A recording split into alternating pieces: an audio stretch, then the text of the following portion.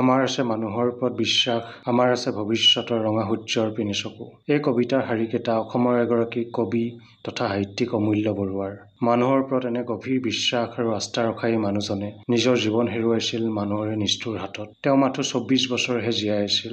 এই কম বয়সীয়া জীৱনত তেওঁ যিকেইটা কবিতা লিখিছিল, সিয়ে বহন কৰিছিল ভৱিষ্যতৰ এক বিৰাট সম্ভাৱনা। অমূল্য বৰুৱাৰ জন্ম হৈছিল ১৯২২ চনৰ ৩০ জুনত যোৰহাটত। হাইস্কুলীয়া শিক্ষা তেখেতে যোৰহাটতে লাভ কৰিছিল। ১৯৪৫ স্নাতক ডিগ্ৰী লাভ কৰে আৰু কলিকতা বিশ্ববিদ্যালয়ত MA পঢ়িবলৈ যায়। আৰু কলিকতাতে সাম্প্ৰদায়িক সংঘৰ্ষত তেখেতৰ মৃত্যু হয়। মৰণোত্তৰভাৱে অচিনা কবিতা পুথিখন প্ৰকাশ পায়, যিখন তেখেতৰ একমাত্ৰ কবিতা পুথি। তেখেতৰ কেইটামান খুব জনপ্ৰিয় কবিতা হৈছে কুকুৰ, বেশ্যা, বিপ্লৱী, মুক্তিগান, ভাৰতীয় মুক্তিস্বপ্ন আদি।